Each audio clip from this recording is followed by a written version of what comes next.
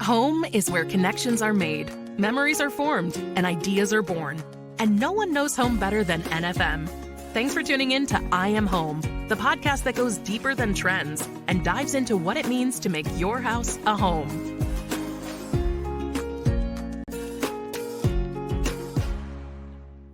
Hello, you're listening to I Am Home, the Home Life Best Life podcast. I'm Tyler Weiskup, joined by my co-hosts who bust through tough topics like a 12-pound sledge. It's Becca Sedbeck. Hi, Tyler. Hi, Becca. And our other co-host, she's more charming than Victorian-style crown molding. It's Hilary Waltemath. Hey. Hi, Hilary. And we're so excited for this topic today, continuing our theme of That's Scary for October. Today's topic is a truly terrifying one. We're talking kitchen and bath remodel horror stories. But before we get to that, let me tell you why we're even doing this podcast. And that's because NFM is more than just your everything home store. We're in the business of improving lifestyles because your home life should be your best life. Learn more at nfm.com. Okay, so who's ready for our guest? She's joining us online all the way from NFM of Dallas. It's Tori Ildebrando. Hi, Tori. Hi, guys. Thank you for having me. Well, we're honored to have you. You are a kitchen and bath design coordinator, 4 years of experience. You're a trained interior designer. You enjoy knitting. You're learning to sew. And congratulations, you're engaged in planning a wedding as well. So yes. How's that going? It's chaos. Nobody really tells you that. It was really exciting for the first few weeks after engagement, and now we're fully in the throes of it. But trying to enjoy the moments, much like a remodel, you got to learn to embrace the insanity. Yeah. Well, I know that you are really good at Rubik's Cubes. And so I feel like this is part of that. And that goes hand in glove with your coordination in all of the design projects. Right. So I think you'll knock it out of the park. I'm not worried for you at all. I was like, I hope so. We'll see next October. I'll let you know. Okay. Okay. So this topic I'm really excited for to kind of stay in touch with our That's Scary series. We want to talk about remodeling scenarios, and we've got kind of a top 10 list. Hopefully we'll get to all of them in the time that we've got. And essentially we want to talk about these scary scenarios and how you might be able to avoid them. And I know a lot of your training, obviously, a lot of this is coming from the framing of kitchen and bath remodels, but some of this is going to apply to just basic home remodel projects in general. I think there's 100%. A lot of lessons that we can take. So the very first one that you had on this list, unexpected costs. It's one of the biggest fears in any remodel. I feel like this is probably, if we had to rank all of them, all these top 10s, this probably would be at the very top. How can people avoid or mediate major financial shocks in a home remodel?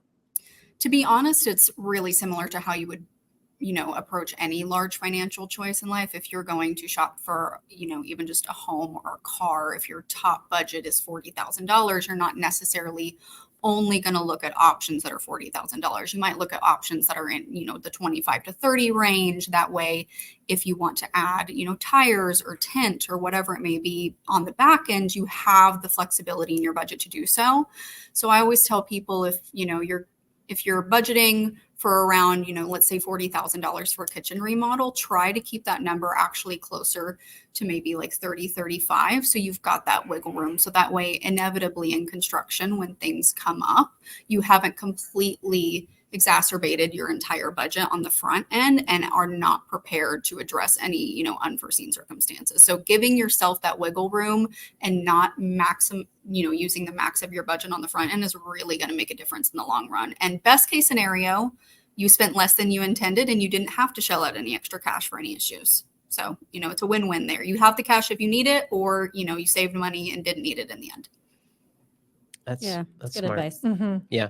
I mean, I think I would like to look at that number and be like, well, I know what every single one of these things is going to cost. And I'll just have my little budget and my little line item for each of those things. And then I put a little number for what I think something unexpected would cost. And I just put a little number next to that and think that $500 will cover it. You're saying, Tori, this is incorrect. Don't do that, Tyler.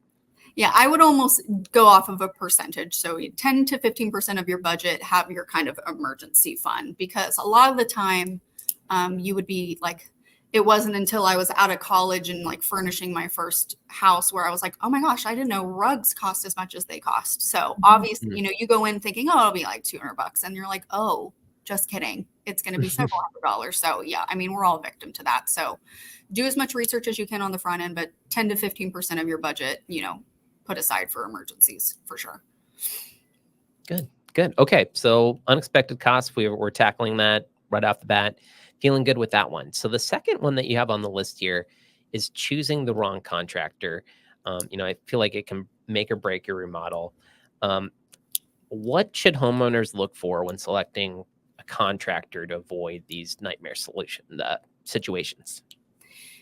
If you're going off of a recommendation of a family friend or, you know, a loved one or a coworker, that's totally fine. But I would not necessarily use their one remodel as an example of the overall contractor's work. So I would definitely make sure that when you're researching, you know, contractors or GCs, that you're looking at, hey, do you have an Instagram where I can look at projects that you've done? Do you have a Yelp page where I can read some reviews? And anybody who is willing to promote their business and knows that they have reputable projects that they can promote is going to be able to give you those things really, really easily. So doing a lot of research on the front end, you don't want somebody who's going to come in and be moving plumbing and electrical to be somebody that you just made a quick decision on, because that could literally mean, you know, the life of your home or, you know, a fire or a flood. So it's one of those things where it's really critical. You'd almost approach it the same way as like researching for a doctor. Like you are living in that space. So making sure that quality work is being done and that you have a good relationship with that contractor is so important. So important.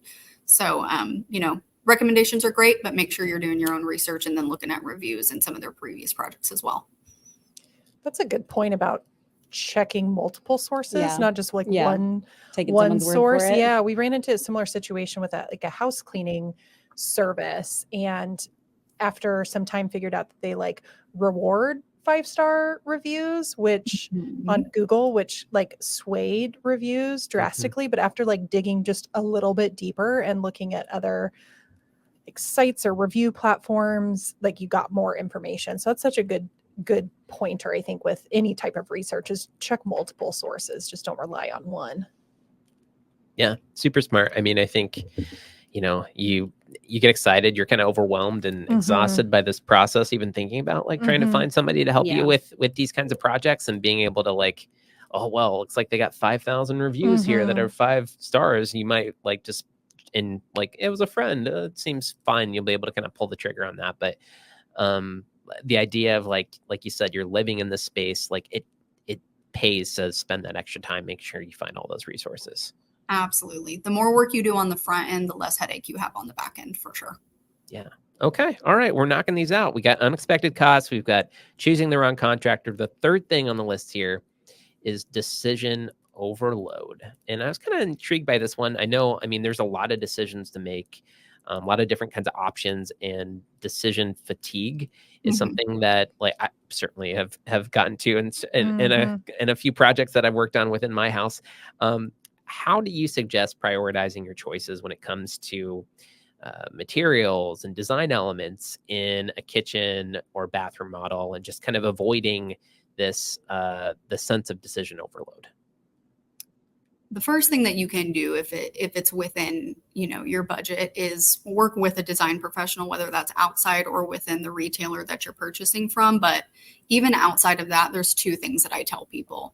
Focus on the most used spaces in your home. Those deserve the most attention. You know, I wrote in my notes, don't focus on a guest bath that's rarely going to be used. If you're using your master bath in your kitchen every day, put most of your effort towards those areas, because those are going to be where you're in and out constantly. And then be realistic about the selections that you're making for your home. Most of us use our kitchens and use our bathrooms. So, you know, don't put a marble countertop in if you know that you do a lot of cooking, because marble, a lot of people don't realize, is porous. I've famously had clients want to put a really beautiful marble tile in their like young boys' bathrooms. And I think we can all guess why that might be an issue with young boys, ruining beautiful marble. So it's just one of those things where when you're making those decisions, you want to be realistic. So If you've got pets and kids, you don't want a carpet that's going to be light in color and really high pile that's going to snag on the pet's nails. You want something that's probably going to be a little bit more lower pile and either darker or more speckled in nature. By really being realistic about what you need in your home, you will automatically cut some of those choices into like half, a third, or even a quarter. Just walking into the store, you can, completely remove a whole swath of product just by thinking about how you actually use your space in your home. And then, obviously, if there's a sales associate or designer that's, there to work with you, they can better help you make those selections since they are going to be very knowledgeable in the product themselves. So I feel like using a designer is such a helpful thing in decision like fatigue and overload, because I feel like they can help narrow it down to like a couple, and then you can pick from there. And you don't have to pick from a million. You can pick from 3 or 4. Yeah, the time savings alone versus like having to look into all of that yourself. No, it's so I recommend that 1 million times over.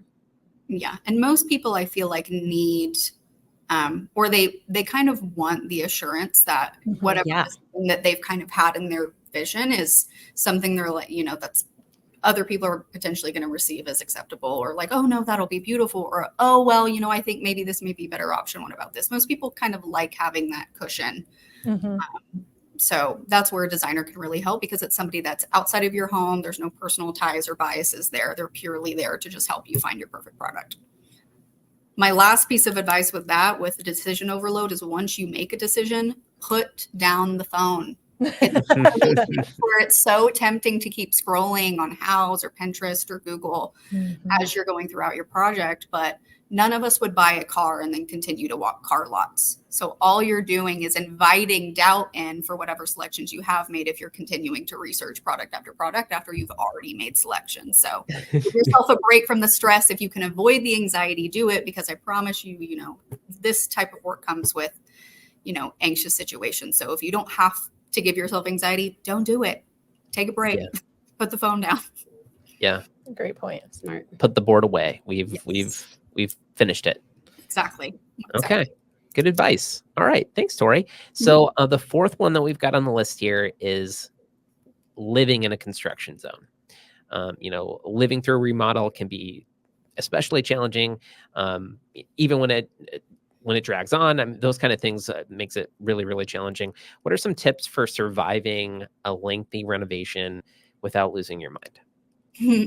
This is probably the least thought about thing on this, list that we've made. People are constantly mulling over, well, I've got to pick a countertop and hardware, but they don't actually sit there and think like, oh, what's it going to be like with, drills and hammers and nails going in my home while I work from my home office, 20 feet, on the other side of the house. So it's really, really, really important. A lot of the time, your vendors, wherever you're ordering from, they're going to deliver to your garage, because that's one of the easiest entry points to your home. That's not going to damage things on the way in as if you were coming through your front door, depending on where your front door is. So even thinking like things like parking on the street, that's probably something you need to anticipate, because you're going to want that garage space to store a lot of your products during, the duration of the install. Taping off areas. If you're just working on one room, it may be doable to live in the space while a remodel is going on. So making sure that that area is really well taped off and has good ventilation outside so dust isn't accumulating in your home is another really, really good option. Air purifiers, fans, things like that. But in a perfect scenario, if budget allows, like staying elsewhere during the portion of your install, or at least a demo, because that's usually the messiest, is always a good option. And then just making stops at the home while the install is going. But there's lots of things that you can do. Invest in a good pair of earplugs. That's another one. It happens, it really depends. If you're just painting and doing a few small things, it's probably not an issue. But if you're installing flooring or cabinets, you're going to hear some saws. So yeah, earplugs and headphones are a must. I like that advice. Noise canceling headphones. If you've got the 20 feet away home office situation, 100%. Yeah. Good advice. Yeah. Okay. Have either of you lived through a construction project in your home while you've been living there? Yeah. Yeah. Does any of these ring true, or have you just been like not my favorite? Yeah. Thing. I just hated, what I hated the most was like just constant people coming and going. And like, I would say they were, I feel like even though like I was working from home, but they would like, come up and be like, hey, will you come take a look at this? Or, hey, like I wasn't actually trying to work. So Yep. I found it very, I don't know. I was just annoyed by the whole thing, but I don't know. I mean, the other thing that I found helpful was like, we tried to work with them when we knew like pre-planned like vacations and things, like when we were going to be out of the house for like, a week at a time. I'm like, do the things that are loud or messy or like staining floors or painting or whatever, things that are smelly, like where we weren't actually going to be there. So I don't know. Yeah, that makes sense. I mean, Yeah. like having a good schedule in place Yeah. for probably when you've got office hours, when, hey, this is when you can contact me during these periods. I'm working, Well, and this is when I'm going to be away. So like the loudest things, it'd be great if we can try to do a little bit of that coordination. In a perfect world, Tori, you're not there, and you don't have to deal with any of it. But if it's some communication, going back to one of your earlier points, the idea of being able to be open and honest with these folks and having a good relationship, you might be better off being able to have those conversations along the way. Yeah, for Fair? sure. Having that schedule in place so you know when people are coming in and out, because also every homeowner is different. Some people are like, no, I want to be there for every moment, even if it's loud and smelly. And then there are other people who are like, no, I don't want to hear it. I don't want to smell it. Just last week, my parents' cats were at my apartment because they were remodeling the master bath, and they did not anticipate how intense the stain smell would be. And I warned him, and he was like, it'll be fine. And then notoriously I get a call like, hey, can you come get the cats? Because we're not going to stay here and we're afraid it smells for them too. So that, having a conversation with your contractor so they understand what the expectations are, because everybody's going to be different, and they might make the assumption and it might be wrong based on what you want. So having that relationship in place and that schedule in place is helpful. Yeah. Okay. Good advice. Good advice. Let's keep rolling. The fifth one that we've got on this list here is potential for mistakes. So mistakes can be costly. What are some common design or functionality errors that people make, or your foreman of the project might be able to make, and how can they be avoided? A lot of the times, the things that I see the most, especially with cabinetry, is making sure that doors open. I know that sounds like a small thing, but it happens all the time. If your fridge is exactly 36 inches, or just that things could fit, if your fridge is exactly 36 inches wide and you only leave 36 inches of space, you're scratching the fridge the entire time you're sliding it in between those cabinetry panels. So giving yourself, wiggle room in those areas. But even just working with a designer who knows, like, hey, it might be a good idea for you to leave an inch or two on either side of your vent hood. You don't want your cabinets right up next to it. They work in space planning all day, every day. So they're going to really be there to be your safety net and catch you when you fall for those small errors. But, just like any other project, like doing your research ahead of time, consulting professionals, especially if you're DIYing. There was another one of y'all's podcasts where it was kind of like the hot trends that are like popular and the things that are phasing out, where they talked about like DIYing, your goal should be to get it looking as close to professional as possible. And that is the same, that's completely true in this setting as well. So if you can work with a designer, great, absolutely do it, because they will be there to help you with those things. Good advice. Good advice. Let's keep rolling. Number 6 thing that you've got on the list here is project delays. So, delays are going to be one of the reasons that your dream project is turning into a nightmare. What are some common causes of delays, and how can homeowners, mitigate those risks, or to kind of help things along, keep things on track? The number one cause of delays is usually structural surprises, which is another topic that, we kind of previously talked about preparing for this, which sometimes are unavoidable because a lot of the times you don't know about it until you open up the wall. Right. So having those extra few weeks built into your timeline. So if your install is estimated to take 6 to 8 weeks, actually account for probably 8 to 10, just to give you a little cushion. And don't do any projects really close to a major event. So like Christmas, Thanksgiving, family holidays, vacations, things that are non-refundable or where you're going to have a bunch of people in your home. Just don't do it, because it's like you asking the universe for a problem to occur. So do it in a non-busy season, ideally. The second most common thing outside of like just structural surprises, something that is avoidable, is people who, you said earlier, you're excited, you want to get going, you're ready for your new space. And so you've ordered all your material and you're like, well, you know what, let's go ahead and start knocking out what we've already got while we're waiting on all of our material to get in. Well, what happens when you've torn apart your kitchen and there's a 3-week back order on your cabinets? Now your project is going to be extended by another 3 weeks, but you don't have a functioning kitchen.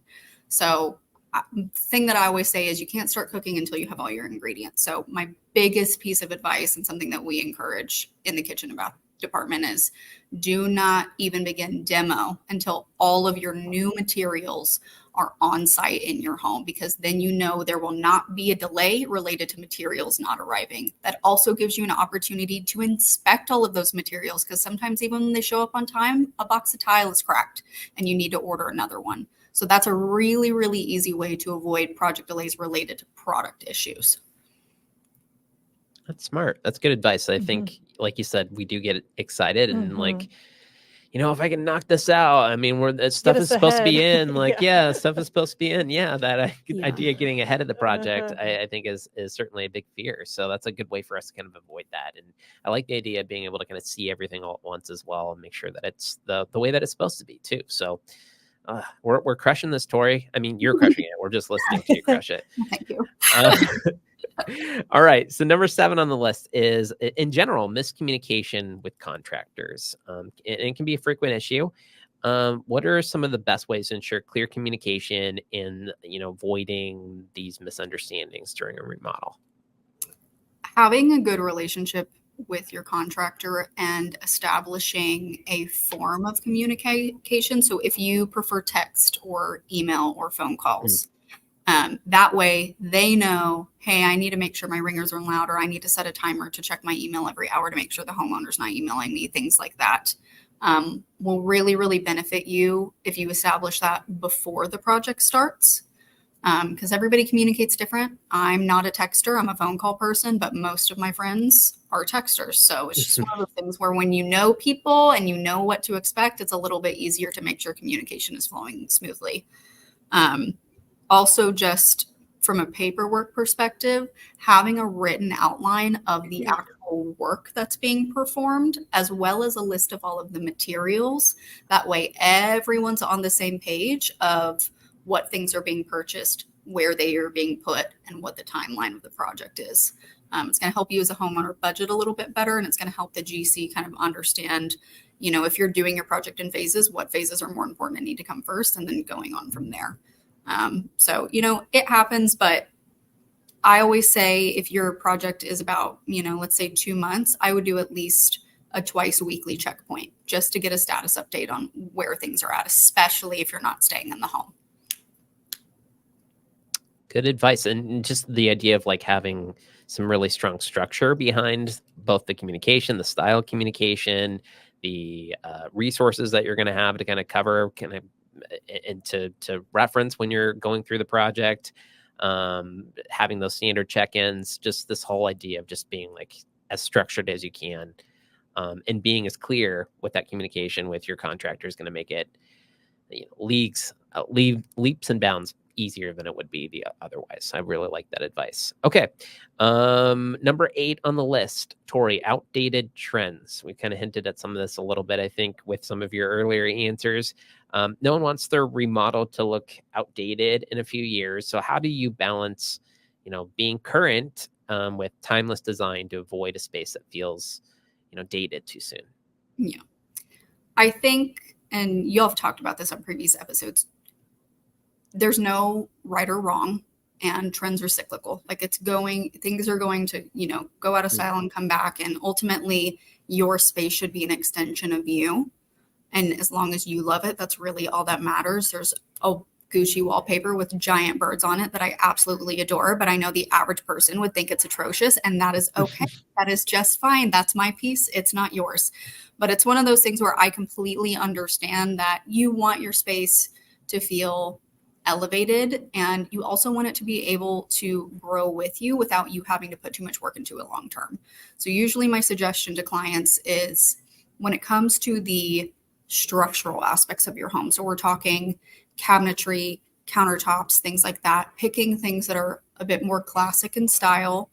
I know y'all talked about how white cabinets were kind of on the outs, and that is kind of true. White shaker is, moving out of popularity, and other styles are moving in. However, white shaker is always going to be a classic style. It's not going anywhere. Like it will always be around because it's been around forever.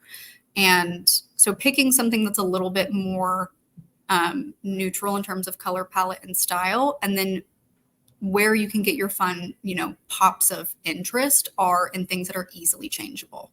So even some like plumbing fixtures or your hardware, that's really easily changeable. You can pick something fun. If you get tired of it in a few months or a few years, you can change it out really, really easily.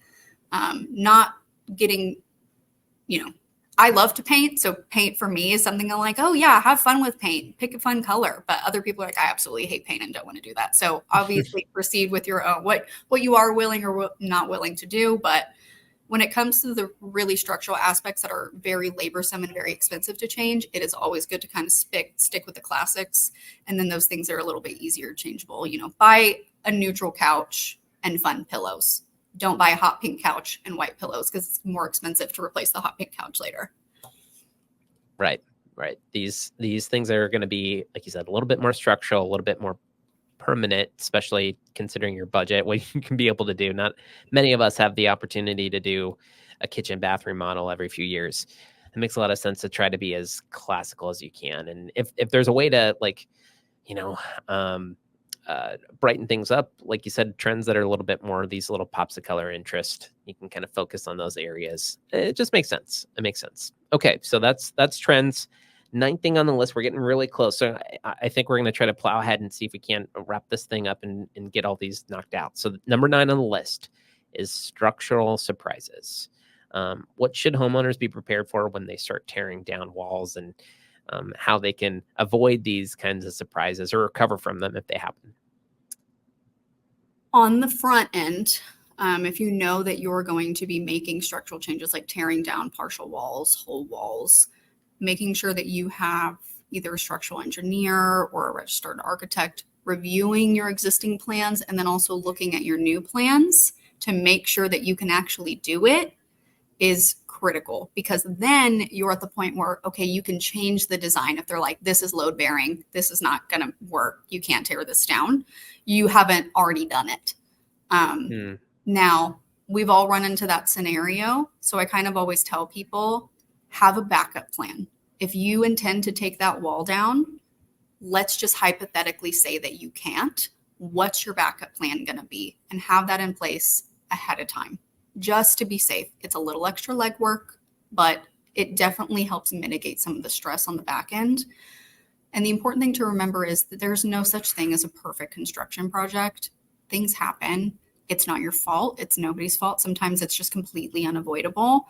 And try to find enjoyment in being creative in the resolution. It's also why building that extra cushion in your, funds and then cushion in your timeline are important, because sometimes these things happen and you don't want to have to make a rush decision because you need an install done quickly or you've run out of money.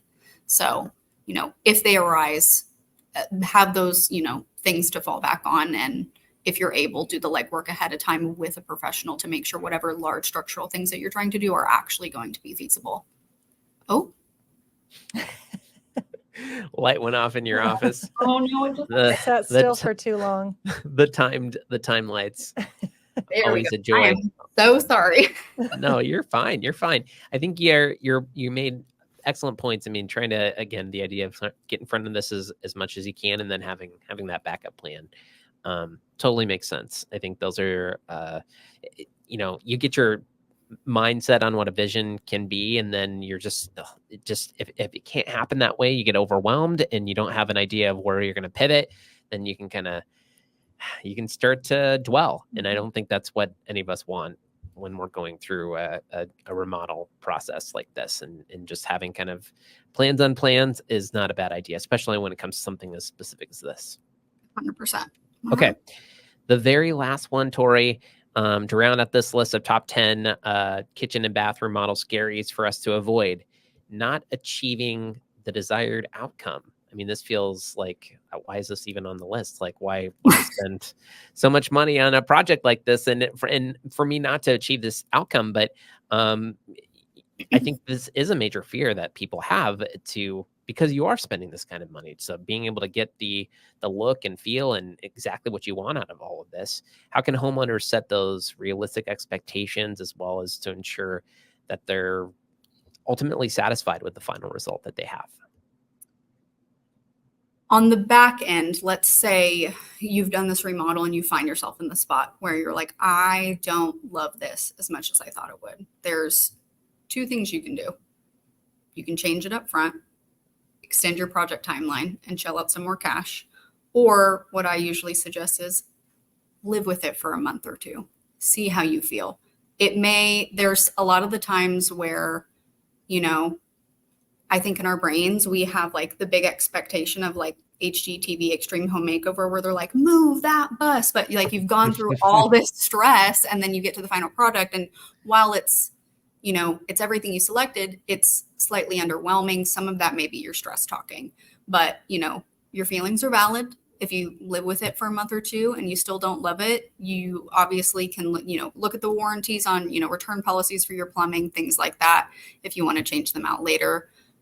So, there's always that option, but on the front end, working with a designer where they can make renderings for you and everything is a huge help because you can literally see your space with the finishes and products that you've picked in a 3D model ahead of time. Or if you don't have that option available to you, making what we call kind of schematic boards. So as you're shopping, asking for a sample of your countertop, asking for at least like a sample of the metal color of your plumbing, getting the paint chips and kind of assembling it on a board and seeing if all of your selections are playing nice in the sandbox with each other, if they're speaking to you in the way that you want them to. And then that way you're not waiting until it's in to decide if you actually love it or not. And another really big helpful tip with that is that board, if you have a big board with all of your samples, bring it into the room that you're installing it in. Because if you're looking at that board, let's say you're doing it at work or you're in the retail store that you're shopping in, that lighting may not be reminiscent of the lighting in your home. We've all run into that situation where we loved a paint color and then we put it on the wall in the space and we're like, oh my God, that's atrocious. So it's one of those things where making sure that you're seeing it actually in the space where it's going to be throughout different periods of the day when light changes is really, really, really helpful. And that alone, I think, saves a ton of headache, even without having a 3D rendering. But, if you have the ability to get one either through a retailer or a designer, absolutely do it. Yeah, I think going back to the idea of if you are going to get help, I mean, being able to have and see everything, feel like you have that validation from not only seeing the final project, but also just along the way while you're making these selections, I think it's going to make it a lot easier. And you feel, you almost have a cheerleader behind you when you're doing a project like that and helping kind of guide you along. And certainly I think that is going to help make sure that you ultimately are 100% satisfied with the which is the goal. I think if you're going to, again, shell out this kind of money, 100% satisfied with what you get. So really great advice, Tori. We jokingly make comments like we are designers and therapists because it's a very emotional process and it should be, it's your space. It's the space where you're, existing every day, raising your family. So, making sure that you are putting the energy into it and that you have a team behind you that can make your dreams happen is super, super important. Great. Well, Tori, this has been so fantastic. You're sharper than shattered tile over here. You've really guided us along, and I really appreciate your time. I also want to thank our co-hosts, Becca and Hilary, our co-producers, Scott and Ann, and finally to our listeners. Thank you for liking and subscribing wherever you listen. And don't forget to visit nfm.com/podcast, where you can send us all the questions that you have on all of the home life things. And we'll give you free advice ultimately. So bye for now, but remember, home is what you make it. Thanks, guys. Appreciate it. Thanks for joining us today for I Am Home with Tyler Weisskopf, Hilary Waltemath, and Becca Sudbeck. No one knows home quite like NFM. So if you'd like more information on home design at NFM, please check out nfm.com and leave us a review on the podcast platform of your choice.